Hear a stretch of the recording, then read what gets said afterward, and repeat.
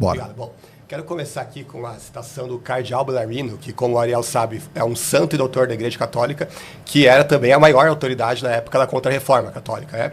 E ele escreveu na obra dele sobre o sacramento da Eucaristia, livro 3, capítulo 23, ele escreveu o seguinte: não é de todo improvável que não haja na Escritura passagem clara e expressa que prove a transubstanciação sem a declaração de igreja, como disse Scotus.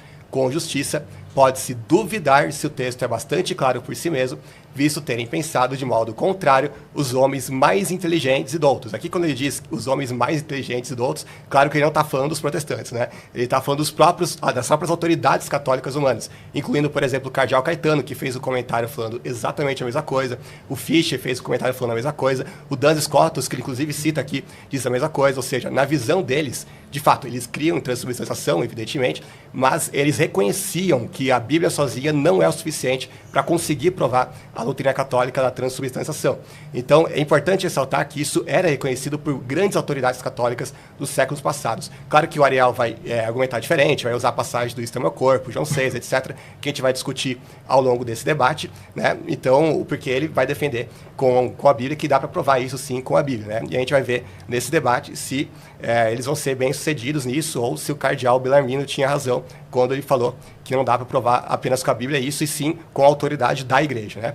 Bom, vamos ver agora, eu vou passar 7 argumentos, se eu tiver tempo, em favor da visão da presença espiritual de Cristo e não da presença física, né, no caso da transubstanciação. Vamos começar com o texto de 1 Coríntios 10, 16, que vai dizer o seguinte: o pão que partimos é, porventura, a comunhão do corpo de Cristo. Aqui, claro, todo apologista católico vai entender que comunhão com o corpo de Cristo é, claro, participar fisicamente do corpo de Cristo, ou seja, que ele está literalmente comendo a Cristo na Eucaristia. O problema é que apenas alguns versículos depois, versos 20 e 21, ele vai dizer: quero dizer que o que os pagãos sacrificam é oferecido aos demônios e não a Deus. E não quero que vocês tenham comunhão com os demônios. Agora, para lá, será que os pagãos tinham comunhão com os demônios a partir de comer fisicamente o demônio, literalmente? Será que eles, quando eles sacrificavam o demônio, eles estavam comendo o demônio? Claro que não. Essa é uma comunhão espiritual com o demônio. Então, Paulo não está falando de comunhão física aqui. Não é apenas isso. Tem vários detalhes do contexto que vão mostrar exatamente o mesmo ponto, né? E, então, evidentemente, a comunhão é espiritual. Agora, Lucas, se você defende uma comunhão espiritual, significa que você está negando uma presença real? Claro que não, a gente pode inclusive fazer alguns paralelos muito importantes. Por exemplo, nós temos o Espírito Santo em nós, certo? O Espírito Santo está em nós fisicamente, né? Evidente que não. Entretanto, essa presença do Espírito Santo em nós, ela é real ou é uma presença de mentirinha, é uma presença irreal? Evidentemente que é uma presença real, mesmo não sendo uma presença física. A mesma coisa a gente pode falar, por exemplo, quando Jesus disse: onde 2 ou 3 estiverem ali, em meu nome, ali estarei com eles. Ele está entre nós de verdade ou de mentirinha? De verdade. Essa presença real. Ele está aqui fisicamente agora, nesse momento? Claro que não. Então, para ser uma presença real, não demanda que seja necessariamente uma presença física, como muitos apologistas católicos vão alegar, né? Como se só eles defendessem a presença real, por eles defenderem a ideia da transubstanciação. Bom, segundo ponto que eu vou argumentar é que a Bíblia ensina a comunhão em ambas as espécies. O próprio apóstolo Paulo fala como o pão e beba o cálice, né? Então, é quase impossível defender a comunhão uma espécie só diante de um versículo tão claro como esse. Inclusive, o próprio Papa Gelásio, ele dizia que era um sacrilégio fazer a Eucaristia sem o vinho, né? Então, eu gostaria de saber, né, que o Ariel mostrasse para a gente qual a base bíblica, né, já que o tema mostra o texto, né? Então, mostra o texto aí que fala que a gente pode comungar apenas com o pão e que o vinho é completamente desnecessário. Terceiro argumento: o sacrifício de Cristo foi único e a Bíblia nada fala dele precisar ser atualizado. E se a gente vai lá para Hebreus 7:27, um texto, aliás, o livro inteiro de Hebreus fala muito disso, ele vai dizer o seguinte: ele não precisa oferecer sacrifícios diariamente, porque ele fez isso de uma vez por todas, quando ofereceu a si mesmo. Agora, o Concílio de Trento vai definir que a missa é um verdadeiro sacrifício e, além disso, que Cristo sacrifica a Ele mesmo. Cristo é o sacrificador e a vítima ao mesmo tempo. Eu gostaria de saber qual a base disso na Bíblia, particularmente no livro de Hebreus, que vai falar muito disso, e eu não encontro nada ali falando de sacrifício ser atualizado ou alguma coisa do tipo. Quarto argumento: o corpo de Jesus não é onipresente para estar fisicamente nas hostes consagradas no mundo todo. Atos 3:21 vai dizer: é necessário que o céu o contenha até os tempos da restauração de tudo. Então, na Bíblia, o corpo de Jesus, fisicamente, está num lugar específico. Esse lugar é o céu. Óbvio que, pela sua divindade, ele está em todos os lugares, porque ele é onipresente. Mas, fisicamente falando, o corpo dele está no céu e ele vai continuar lá até o seu retorno para encontrar a igreja, onde ele vai voltar a estar conosco corporalmente. Então, como que ele poderia estar conosco todos os dias, né, em milhões aí de hóstias consagradas no mundo todo, se a Bíblia vai deixar bem claro, não só nesse texto, mas em inúmeros outros, que Cristo se ausentou da presença física dele nessa terra, né? Quinto argumento, eu vou tomar um pouco de água, porque minha garganta já está seca aqui. Vamos lá. A transubstanciação viola o próprio conceito de sacramento. Por quê? Porque um conceito de um sacramento é um sinal visível da graça invisível. Mas, na visão católica romana, a Eucaristia católica, no caso a transubstanciação, significa que é a própria graça, a própria realidade. Ou seja, eles simplesmente aniquilam o sinal. O sinal não existe na prática. A gente pode ver, por exemplo, Agostinho, que ele vai refutar essa opinião, uma carta muito famosa, na carta 98, ao Bonifácio, onde ele escreve o seguinte: em virtude dessa semelhança, os sacramentos são chamados pelo nome da realidade com a qual se assemelham. Assim, em certo sentido, o sacramento do corpo de Cristo é o corpo de Cristo. E da mesma forma, o sacramento da fé, falando do batismo, é a fé. Com base nisso, o apóstolo disse em relação ao sacramento do batismo: de sorte que fomos sepultados com ele pelo batismo na morte. Ele não diz, nós temos significado que fomos sepultados com ele, mas sim que nós fomos sepultados com ele. Ou seja, veja que ele faz uma comparação aqui da ceia com o batismo. E ele diz que em certo sentido, qual católico falaria que Cristo está apenas em certo sentido, né, no sacramento da Eucaristia? Nenhum. Ele fala isso e ainda faz um paralelo claro com o batismo. Ele vai dizer que, não, apesar de, obviamente, a gente não ser fisicamente, literalmente sepultado no batismo, porque o padre ou um pastor que fizesse isso seria preso, né, com bastante razão, graças a Deus, mas, no entanto, é uma verdade espiritual que Paulo fala usando uma linguagem como se fosse literal mesmo, né, que nós fomos sepultados com ele no batismo. Né? Então, por quê? Porque os sacramentos, vou repetir aquilo que Agostinho disse, os sacramentos são chamados pelo nome da realidade com a qual se assemelham, mesmo não sendo a própria realidade. Inclusive, tem vários versículos bíblicos que vão fazer essa afirmação a respeito do batismo. Por exemplo, Gálatas 3:27. Pois os que em Cristo foram batizados, de Cristo se revestiram. Esse revestimento de Cristo é físico? Nem os católicos afirmam isso. 1 Coríntios 12:13. Pois em um só corpo, todos nós fomos batizados em um único Espírito. E a todos nós foi dado beber de um único Espírito. Será que quando ele fala do corpo ali, literal, né? Será que quando ele fala de beber do único Espírito, ele está falando literalmente também? É evidente que não, ninguém bebe, né, o Espírito Santo. Então, com relação ao batismo, o sacramento do batismo, a gente vê que a Bíblia vai estar cheia de figura de linguagem ou de espiritualizações a respeito do sacramento que é tão importante quanto o sacramento da Eucaristia. E usando linguagens semelhantes. Agora, quando chega, e os próprios católicos vão reconhecer isso, quando chega na questão do batismo, que toda hora em relação a algo que é espiritual. Agora, quando chega na questão da Eucaristia, aí a lógica muda completamente e eles interpretam tudo ao pé da letra, né, da forma mais grosseira possível. Então, é uma contradição de termos, né? Como é que você vai afirmar uma coisa em relação ao batismo ou uma coisa mudar completamente a lógica em relação à Eucaristia, né? Por que aqueles versículos que falam do batismo têm que ser interpretados espiritualmente, mas o da Eucaristia tem que ser interpretados ao pé da letra?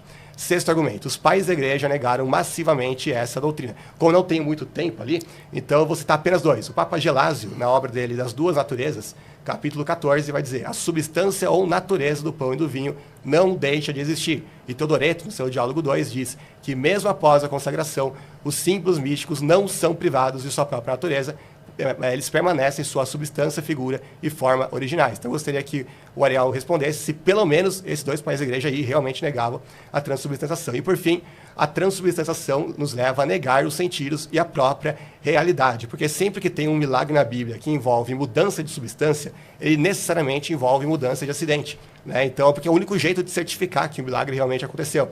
Então, por exemplo, imagina se Moisés chegasse na presença do faraó, pegasse a vara dele, jogasse lá e falasse, tá aí, virou uma cobra. Eu falaria, como assim? A vara continua uma vara, não estou vendo cobra nenhuma aí. Não, mas acredite, porque substancialmente é uma cobra, apenas os acidentes é uma vara, então parece vara, mas não é vara, né? O que o faraó ia pensar disso? Ele ia falar, nossa, realmente, Moisés, né? Você tem razão. Claro que não, né? Ia mandar Moisés embora, nunca mais ia falar nada com ele, né? Então, os milagres, a transubstanciação, na verdade, seria o único milagre bíblico que exige que se negue todos os 5 sentidos. O problema é que Cristo não ilude os nossos sentidos. Ele provou a sua ressurreição ressurreição, justamente dizendo para Tomé, vede, né, toca aqui, vê que um espírito não tem carne nem ossos. Ok. E tá, beleza, acabou. Ok, maravilha. Vou passar aqui os 10 minutos agora para o Ariel. Obrigado, Ariel, por ouvir sem interrupção. E, nesse caso, eu acho que o Ariel sai perdendo porque o Lucas fala em 2x. Ele fala muito rápido, né? O número de palavras do Lucas vai ganhar. Mas muito bom. Vamos lá, 10 minutos aí na tela, por gentileza. E, Ariel, tá contigo. Muito bem, o Lucas falou muitas coisas aqui, mas acho que a gente consegue resumi-las muito bem. Eu queria começar mostrando aqui o que ele disse sobre... O que ele falou por último, né? Que milagres invisíveis não existem. Esse seria o único milagre bíblico que você não consegue ver o efeito dele. Pois bem, nós temos um milagre que é a união das naturezas de Cristo em uma pessoa só. Então, isso já é um milagre que na cruz, por exemplo, estava invisível. As pessoas não conseguiam ver a divindade de Cristo ali. Inclusive diziam, se és o Filho de Deus, desça agora da cruz. Então é uma coisa que é invisível. Depois, a união de Cristo com o Pai e o Filho, as 3 pessoas em uma natureza só, que todos os cristãos que aceitam o Concílio de Nicéia concordam, também é algo invisível. Tem várias coisas, vários milagres que são assim, os milagres que têm mais a ver com a natureza divina, que é sobrenatural, que está muito acima da nossa realidade. De fato, a gente precisa entender bem. O Lucas falou várias coisas aqui, a gente tem bastante tempo para ir refutando durante o debate, afinal de contas elas vão se repetir diversas vezes com nuances. Por exemplo, o conceito de natureza, o conceito de símbolo, de representação, a gente vai falar mais sobre isso. Mas como esse é o meu primeiro momento, eu queria trazer uma reflexão, que para a gente entender bem a Sagrada Escritura, a primeira coisa que a gente tem que fazer é entender o que as pessoas que estavam ali entendiam. O que os judeus do primeiro século pensavam quando Jesus dizia aquelas coisas? O que eles tinham ali no seu imaginário? E a gente só entende bem a Eucaristia quando nós lemos aqui o Sermão da Montanha, Mateus 5, versículo 17 em diante, nosso Senhor diz o seguinte aqui. Não penseis que vim abolir a lei e os profetas. Não vim abolir, mas completar. Em verdade vos digo, antes que passem o céu e a terra, nem a mínima letra ou traço serão tirados da lei, até que se cumpram todas as coisas. E veja, às vezes a gente passa rápido por isso aqui, mas os judeus e os ateus não passam rápido por essa passagem. Eles dizem que tem várias coisas que são do Antigo Testamento que a gente não cumpre no Novo. E se a gente não assume que a Eucaristia é uma presença física e real de Jesus Cristo, nós estamos dando munição para os judeus e para os ateus, porque assim a gente não completaria o Antigo Testamento. E para entender isso, a gente tem que voltar para os tipos de sacrifício que existiam no Antigo Testamento. Então, o primeiro sacrifício, que está lá, são todas as páginas de Levítico, né? Vão falando dos tipos de sacrifício. O primeiro deles é o holocausto, o olá, onde você queima tudo para Deus, a entrega completa para Deus. Isso Cristo não suprimiu, ele trouxe isso na sua entrega na cruz, sendo obediente até a morte, morte de cruz. Depois nós temos as oblações, que são a minhá, onde o sacerdote come parte e outra parte é queimada para Deus, é um sacrifício de adoração, que está em Levítico 2. E nesse momento eles comem farinha, né, o pão sem fermento, com azeite e também incenso a oferta. Depois nós temos o sacrifício pacífico, em Levítico 3, que são as shlamim, onde a família que está oferecendo aquele sacrifício a Deus e os sacerdotes também comem. É um sacrifício de comunhão e ação de graças. Depois temos os sacrifícios pelo pecado, que é o quarto tipo de sacrifício, que são o Hataat e Asham, onde os sacerdotes comem, ou tudo é queimado, Levítico 4. E por fim temos o sacrifício da pertença à aliança, que é o sacrifício do Pessach, ou seja, o sacrifício da Páscoa. Nesse, a família precisa comer a carne do cordeiro que é sacrificada. É o rito de pertença que está em Êxodo 12, versículos 8 a 11, onde eles comem o cordeiro e também os pães ázimos. E por que eu trouxe todas essas passagens aqui?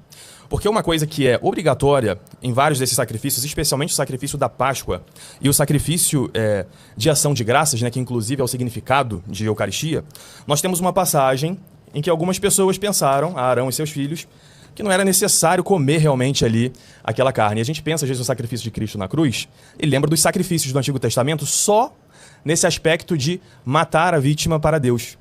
Mas muitas vezes esquecemos de que era necessário comungar da vítima.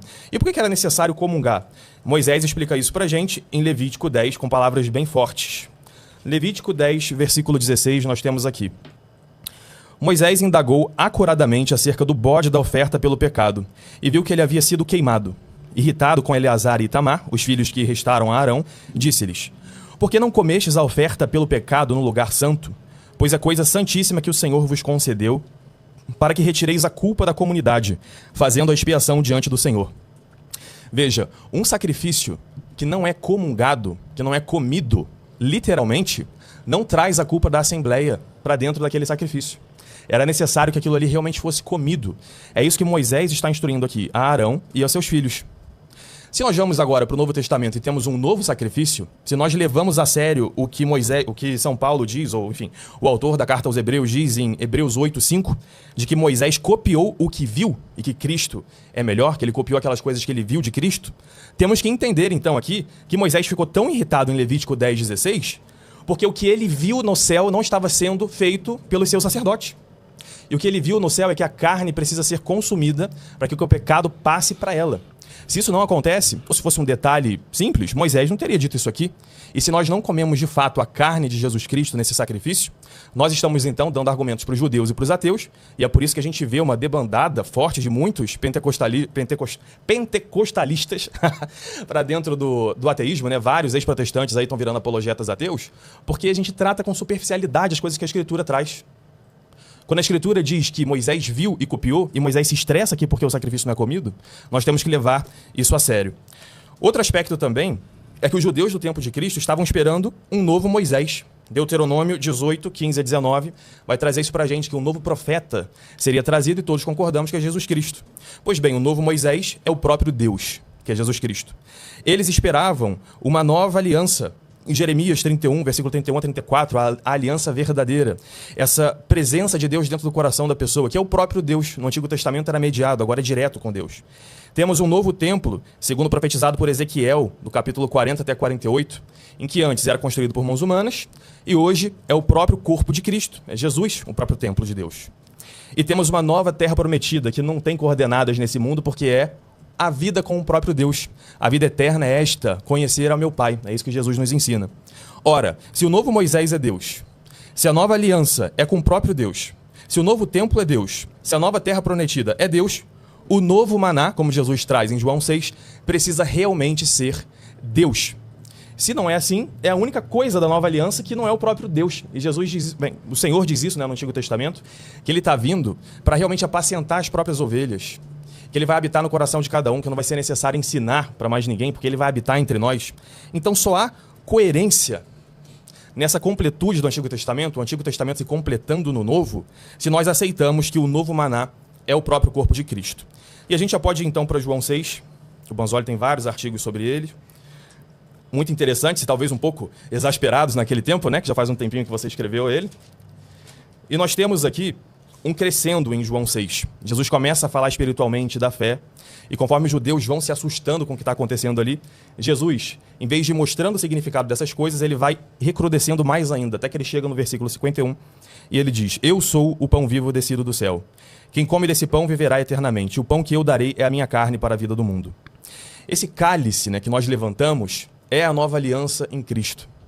Quando um padre levanta o sacrifício de Cristo na cruz, quando ele levanta ali aquele pão e aquele vinho, o pão e o vinho rasgam, assim como Moisés rasgou o mar vermelho, ele rasga o espaço e o tempo. E nesse momento nós nos conectamos com o sacrifício de Cristo na cruz, e nesse sacrifício de Cristo na cruz nós recebemos a carne e o sangue de Jesus. Assim nós cumprimos plenamente o que o Antigo Testamento traz, em Levítico 10:16, que esse sacrifício precisava ser comungado, que a gente precisava realmente comer, senão esse sacrifício não seria válido. O que nós comemos, esse pão e esse vinho, que nós recebemos na Eucaristia, e você disse, vocês só recebem o pão. Eu, por exemplo, como todos os dias em pão e vinho, onde eu vou, na minha paróquia. Então não é também assim, preto no branco. A gente pode explicar um pouco melhor nos outros momentos como isso funciona, mas enfim, agora só para trazer isso, que não é absoluto.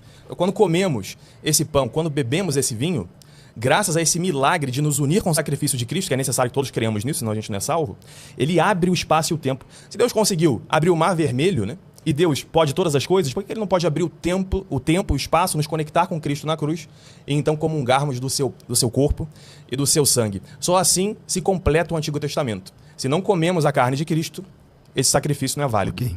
Ok.